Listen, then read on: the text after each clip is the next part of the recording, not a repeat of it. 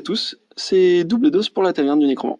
On est parti pour une présentation de liste d'armée d'un autre joueur au elfe de la taverne.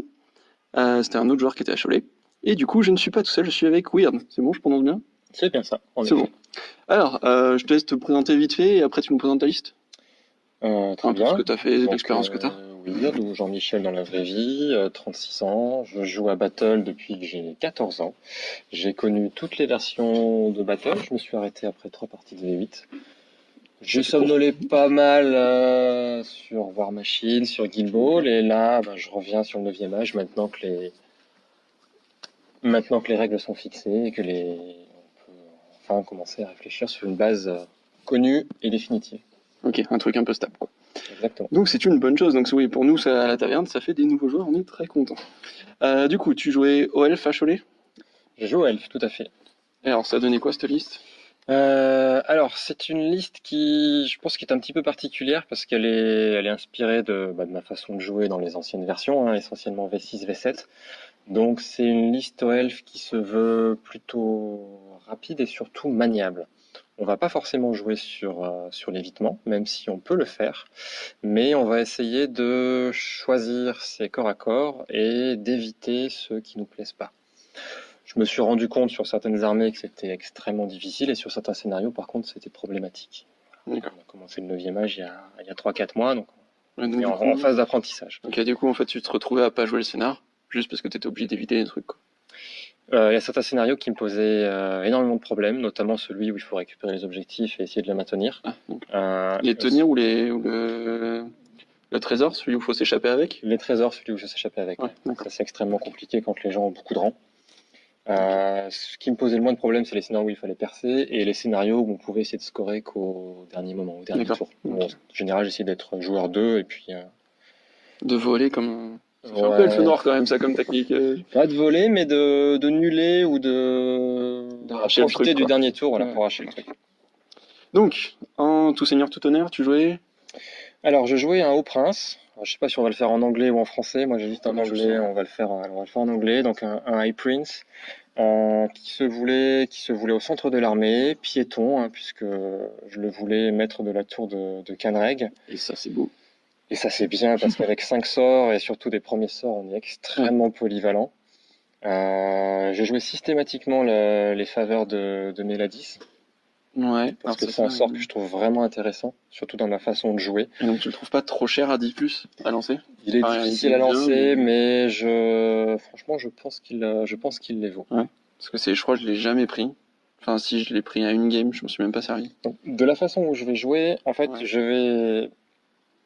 les versions que j'ai connues, quand on tuait les figurines, quand on faisait des pertes, on n'avait pas de riposte en face. Quand on enlevait Ouais. tout le premier rang, il y avait 0 riposte. Aujourd'hui, il y a des ripostes, ce qui me trouble beaucoup, et du coup, ce sort permet un petit peu, en quelque sorte, de compenser, De diminuer la réponse, quoi. de diminuer Je vois ce que tu veux la dire. riposte. Et comme j'essaye de gagner les combats en une seule phase, puisque je veux pas que les combats s'éternisent, Comme tout ça me arme permet de d'elfe, hein. sauver mes figurines et de pouvoir continuer après.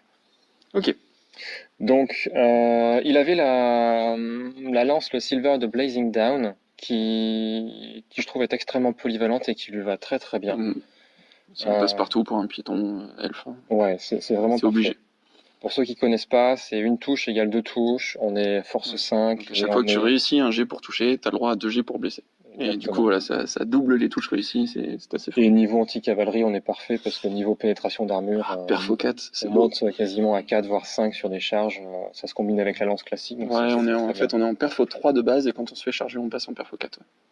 Et il a AP1 puisqu'il a force 4 le mec. Ouais, en fait, t'as AP1, la lance te donne AP1, plus de la perfo. lance, AP2, la lance Et- magique encore plus 2, donc on est C'est ça. AP4 et AP5 en charge. C'est ça.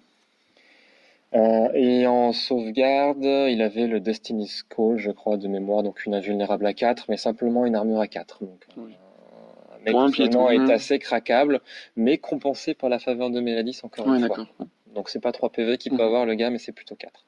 Et d'ailleurs, ça m'a sauvé sur une partie. Alors, À côté de lui, pour l'aider niveau magie, on avait un mage tout simple, à pied, sans coût supplémentaire, qui était là pour la pyromancie. Donc systématiquement, je dirais petite boulette et grosse boulette. Donc D'accord. voilà, Pas les épées 2d6 flamboyantes? F4.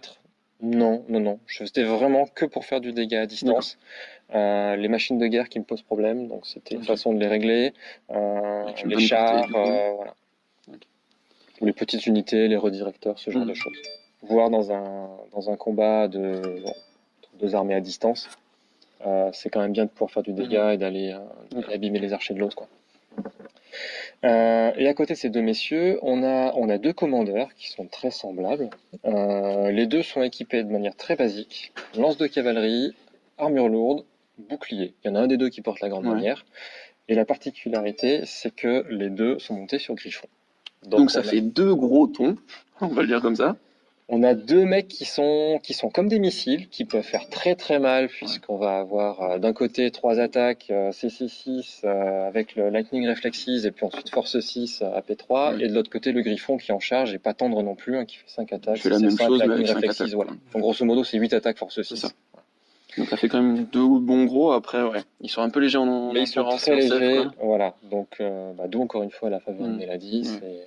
et d'où la volonté d'aller vite, de taper fort, et Et de de percer, passer quoi. en lisée. Ouais.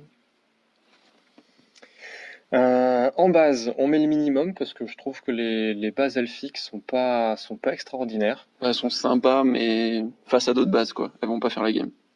C'est un peu Exactement. le problème, quoi.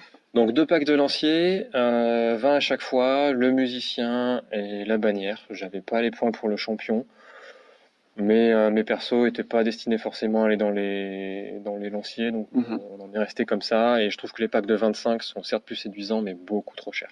Oui, Et non, ils vont pas du tout dans je suis d'accord. le cadre de ma liste. C'est bien pour les scorer et s'occuper des petits trucs, mais rien de folichon, je suis d'accord. 5 Rivers. Ouais. Euh, voilà, C'est du redirecteur en base. c'est du redirecteur, c'est des mecs qui peuvent aller taquiner des machines de guerre, ça peut bloquer des avant-gardes, Ça attire un peu de voilà. tir, ça. Je les trouve plutôt sympas. C'est une aiguille, quoi. Une petite Voilà. épine dans le pied, là. Et puis il faut bien remplir les bases quoi qu'il arrive. Et puis oui, ça fait de la redirection en base, surtout. Mm. C'est un peu cher, mais c'est de la base, donc on prend. Ok. Et on a 21 archers. Je voulais tester un gros pack. Alors pourquoi un gros pack et 2 petits packs? C'est parce que souvent le Haut Prince pouvait prendre le premier sort de la cosmologie. Mhm. Altered Sight, je crois, de mémoire, donc pour leur donner plus un pour toucher. Mhm. Je me suis rendu compte avec la pratique que c'était plus accessoire qu'autre chose, parce Ouais, qu'en c'est du général, gadget. c'est pas un sort qui va être Non. dissipé, donc c'est pas un sort qui va peser sur la table. Donc pas intéressant, et d'ailleurs, sur ma nouvelle liste, ils ont été abandonnés. Euh, Concernant les unités spéciales, un grand aigle, qui est C'est pour notre copain le moi, redirecteur qu'on voit toujours. voilà, c'est indispensable. En tant que joueur V6, V7, j'en jouais systématiquement 2. Là, c'est un peu moins intéressant de rediriger. On va plutôt bloquer l'unité pour un tour, mais pas lui donner une redirection. C'est pas vraiment un redirecteur en fait, c'est juste un bloqueur. D'accord. Ouais, il peut. Ouais, d'accord, ok. Ouais, je le voyais vraiment. Enfin, moi je le joue comme redirecteur. Parce que finalement, en fait, il fait tampon, quoi. Donc certes, tu vas bloquer Il un fait tour, tampon, mais mais tu en le plus, tu rediriges réorientes, pas quoi. au terme de. C'est-à-dire que Non, s'il veut puisque partir en Irez, tu l'obliges à tourner. s'il veut partir en Irès, Et mais sinon, il reste bloqué là. en En général, fait, le mec reste t'empêches bloqué son là Irez, et quoi. va faire son pivot post-combat ou sa Mhm. reformation post-combat, donc on l'a pas forcément redirigé. On a gagné un tour. Je le vois Ouais, en mais joker en t'as fait. aucun redirecteur qui te permettra de vraiment le rediriger au final. Il faut fuir. Oui, d'accord. Et suffisamment vite. Oui. Et ça m'est arrivé avec l'aigle de le poser devant une unité à 2 piétons, à 4-5 pouces suffisant pour bloquer la roue dans le sens qui m'intéressait. Et quand le mec m'a chargé, j'ai tout simplement répondu que je fuyais, ce qui l'a un petit peu surpris, un petit peu Ouais. dérouté. Du coup, ça m'a permis vraiment d'orienter pour le coup. D'accord. Mais c'est pas évident. Faut pas se faire rattraper, détruire par contre. Non, sinon là Parce que c'est sinon, c'est double peine. Voilà, c'est ça. Faut l'oser, on va dire. Exactement. Puisqu'on est dans les redirecteurs et dans les unités spéciales, j'ai aussi un char. Donc voilà, ça vaut à peine plus cher qu'un aigle, c'est certes bien moins maniable, C'est un char mais patrouilleur. un char patrouilleur qui est seul. En fait, ça vaut 10 points de plus, et moi je trouve que ça fait beaucoup plus de choses quand même. Ça redirige moins facilement. Le l'aigle, c'est vraiment le joker que tu vas sortir de derrière ton armée, Ouais. que tu vas mettre devant l'unité qui Parce qu'au t'empêche. final, je trouve que ça fait la même chose, parce qu'ils ont le même mouvement de base. Alors, Non, l'aigle 14 a. pour l'aigle, et puis L'aigle, non, et l'aigle il a 18. Il a mouvement 9 vols. même en plus, voilà. Mais Donc non, t'as non, 4 pouces il de va plus plus loin. avec l'aigle, et tu Mais peux par contre, je trouve que et ouais, tu là survoles. où. Ouais, tu survoles, mais là où l'aigle n'a pas de tir, l'aigle. Bon, ils ont le même nombre de PV. L'aigle n'a pas de sauvegarde. Avec le char, t'as une petite Mhm. sauvegarde à 5, mais t'as une sauvegarde quand même. Mhm. L'aigle, au corps à corps, si jamais tu veux choper une petite unité, il fait rien. Il a 2 pauses d'attaque un piétoche, c'est de l'infanterie, voilà quoi. Là où ton char patrouilleur, il va quand même se faire son petit D6, les 2 attaques de canasson, plus les 2 attaques de mec. Voilà, je trouve que le patrouilleur, il a un petit plus, quoi. Il fait un peu plus couteau suisse que... Pour moi, les deux ont leurs avantages et leurs inconvénients. Alors certes, l'aigle, il fait que rediriger, mais il le fait parfaitement bien. Là où le chariot, il fait pas que ça, mais quand il faut Il fait un peu rediriger moins. depuis l'autre bout de la map, Ouais, il faut le temps de revenir. il est pas là, quoi. Il peut rater un test de marche forcée, il peut pas passer au-dessus des C'est figurines, plus dur que quand même, ce parce soit les petits. que ton char va faire les tests de marche forcée à 3, avec 3D. Tu gardes les 2 meilleurs. Là où Mais l'aigle va les faire qu'à mon 2D. aigle, il est jamais à 8 pouces d'unité ennemie, ou alors il est derrière, donc il n'y a quasiment D'accord. pas besoin de faire de marche forcée.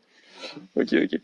Euh, on a Avec 3 ça. chars, Donc toujours des chars patrouilleurs. toujours des chars patrouilleurs. En unité ce coup-ci. En unité. C'est quelque chose que je voulais tester, quelque chose qui m'a beaucoup plu parce que ça se combine vraiment bien avec ma liste. Au début, j'avais 2 unités de Rima. Mhm. Voilà, j'aurais peut-être dû commencer par là. Là, j'en ai qu'une unité de 5. Et là où j'en jouais d'habitude, donc 2, une de chaque côté, j'ai remarqué que je manquais de mobilité. Beaucoup de punch, mais peu de mobilité. Enfin, facilement prenable, les Rima. Mhm. Alors que les chars, ben, avec la marche forcée de 14 et le côté light troops, si quelqu'un vient se poster face à moi, je peux très bien passer sur le côté, Ouais, glisser, faire le tour. Ouais. voilà, faire une marche arrière sans problème. C'est un côté beaucoup plus savonnette que les Rima. D'accord. Et les deux ont un impact qui est certes différent, mais les deux ont un impact intéressant.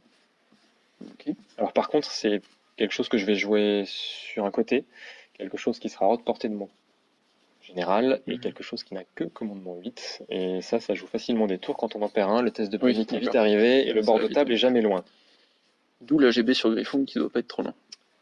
en général. On essaye. On fait mieux. Ok. Des Lion Guard par 10 Un tireur. en skirmish, tout à fait, ouais. Avec un champion. Ça va être quelque part le centre de mon armée. Dans l'idéal, qui vont être placés dans un décor qui vont donner un petit peu de couvert. Et c'est dans cette unité que je vais jouer le Haut Prince. Alors pourquoi eux? C'est parce que ils sont extrêmement maniables. On recule, on avance, on passe sur le côté exactement comme avec les chars. Hein. Tu bouges de 10 un peu comme tu veux. Sorte d'infanterie légère en fait, les tirailleurs maintenant au Oui. 9e âge. Ils ont Lightning Troop. Hein. Exactement, et commandement de 10 si on veut pouvoir faire des marches forcées. Donc on s'efface très facilement quand il y a une grosse menace. Avec un joli petit tenace du coup. On est tenace à 10, puisqu'ils sont bodyguard, High Prince général uniquement, donc c'est plutôt bien. Le champion pour prévenir les gros tons qui pourraient venir me taquiner. Et des mecs qui peuvent faire du boulot, qui peuvent faire du gros boulot une fois que j'ai mis le prince dedans. 9 Swordmaster, là c'est le gros missile. Un missile qui bouge qu'à 5 pouces, mais c'est un gros missile très lent mais qui fait mal. Alors dans mon armée c'est plutôt au contraire, c'est plutôt un appât. Ouais. C'est quelque chose que je vais mettre un peu sur le côté, qu'on peut pas ignorer, parce que si on va le chercher, on va le prendre. Je m'arrange à ce que ça va coûter cher à prendre que ça, et ça va coûter cher à prendre, et n'importe quoi ne peut pas le prendre. Et si on va pas le chercher, c'est quelque chose qui va arriver sur votre flanc et que vous pouvez pas ignorer. Non, ça envoie beaucoup trop de pain pour être ignoré. On a fait le tour des unités spéciales. Donc si on récapitule, un aigle géant, un chariot léger, 3 chariots, 9 Swordmasters, Lady Lion Guards et les 5 Rima. Et ensuite on a 2 balistes, 2 Sigward Reaper. Ça c'est du classique. Voilà, c'est du grand classique. Pareil en tant que joueur V6, V7, je crois que je suis jamais sorti sans mes 2 balistes. Moi je les reprenais juste. C'était... Voilà. Donc du coup, ça a plutôt bien tourné, mal tourné, ça a donné quoi en fait au résultat? Tu te rappelles à peu près de ce que ça a donné? Résultat, j'ai fait 2 victoires, 2 défaites, un nul. Okay. Résultat plutôt moyen, je trouve. Donc le nul contre Brax? Le nul contre Brax, oui. Okay. Il avait une armée, vous avez la vidéo sur sa chaîne, mais où il y a 4 unités qui sont extrêmement difficiles à prendre pour ma liste. Il y en a une qui est faisable, c'est l'unité des 15 Longbard, mais il y a un temps fou pour y arriver. Et l'enclume, après les 3 autres unités, je l'ai regardé de loin en me disant qu'est-ce que je vais faire de ça.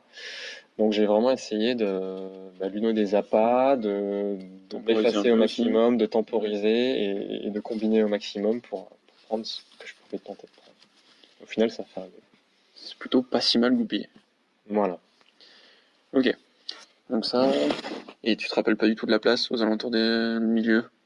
Je dirais entre 20 et 25. Ouais, Voilà. plutôt milieu quoi. Milieu Ok. plutôt arrière. Ouais, on était une quarantaine de joueurs, donc ça fait, alors de ce que je me rappelle, hein, il me semblerait que c'était plutôt proche de la 20e. J'aurais plutôt dit dans le bon sens. Peu importe, moi je Mais trouve que le ouais, c'est résultat pas. est honorable. Premier tournoi, je découvrais certaines listes, hein. Ouais, oui, bon, il y avait des trucs originaux quand même. Ok. Donc ça a quand même plutôt bien tourné. Plutôt pas On trop va mal. dire ça a tourné avec mon style de jeu, mais c'est pas quelque chose, je pense, qui peut scorer. Les parties que j'ai gagnées, je les ai gagnées de très peu. Bon, par D'accord. contre, le penchant, c'est que celles que j'ai perdues, je les ai perdues aussi de très peu. Parce qu'on arrive plutôt bien à sauvegarder les points, mais on a des difficultés à les prendre. D'accord. Donc ouais, tu perds pas beaucoup, tu gagnes pas beaucoup. C'est un peu un truc, par équipe, ça doit pas être mal du coup. Parce que si tu te prends pas de gros stalls, t'en mets pas non plus, mais sur des match-ups compliqués, ça peut te permettre de ramener des points là où quelqu'un n'aurait pas ramené du tout, quoi. Potentiellement. Je connais Donc pas ouais, le jeu par équipe au 9e âge, mais il y a toute une histoire mais d'appareillement. alors, je l'ai connu à Battle, hein, Ouais, bah, c'est le mais même principe. ça pourrait être intéressant, sauf que je pense, sans avoir lu le bouquin, que de mon expérience, les elfes sylvains font la même chose, mais en mieux. Quand il s'agit Euh, d'égalité et quand il s'agit de ouais, mêler, en général, ils sont plutôt en équipe, plutôt les bien elfes placés. sylvains font même mieux que ça, hein. Ils prennent vraiment des points, des gros points. Non, en équipe, effectivement, les elfes sylvains sont très forts. Voilà, c'est toujours le même principe de pierre, feuille, ciseaux. Mais ouais, c'est pas trop mal. Non, mais pour une armée, pour l'armée de EO Elf qui est quand même plutôt dur à jouer, je crois que tu fais deuxième joueur au Elf de toute manière. Aucune idée. Ouais, il me semble Très bien. qu'il n'y a pas d'autres elfes devant toi. Donc deuxième au Elf, c'est pas si mal. C'est une armée qui est pas facile à jouer, enfin, beaucoup de gens qui le tentent se ramassent un peu les dents. On a beaucoup de gens qui se plaignent que c'est pas équilibré, que c'est pas très fort, tout ça. Alors bon, ça c'est une question de point de vue, hein. À mon sens, c'est très fort. C'est juste très dur à jouer. Et donc non, c'est pas si mal. Ça promet d'être encore mieux au fur et à mesure. Du coup, on te retrouve à la Simplette.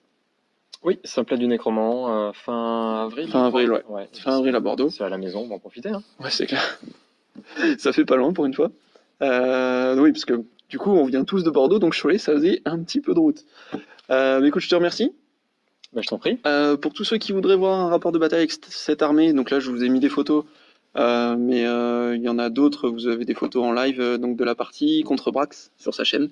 La chaîne c'est le clan Nergilson, ou Nergelson, je sais plus exactement. Donc voilà, vous pouvez retrouver des petits trucs, des petites fourberies d'elfes d'ailleurs, au cours de cette game. C'était assez fun, ça vaut le coup d'aller la voir. Et puis ça vous fera découvrir si vous connaissez pas la chaîne de Brax. Oui. Donc c'est tout, promis, c'est la dernière revue d'armée sur des elfes. On va essayer de changer d'armée parce que vous ne devez plus en pouvoir des hauteliers. Mais voilà, en plus c'est une belle armée, donc on en profite. J'essaye de vous faire assez rapidement le rapport de la 4e partie du dimanche matin. Donc c'était la tête, voilà, c'était un peu compliqué. Et normalement, si tout va bien, avant mi-mars, vous aurez au moins 2 autres présentations d'armée. C'est tout pour nous. Mais du coup, je te dis à bientôt. À bientôt. Et à la prochaine à vous. Bonjour à tous. Au revoir.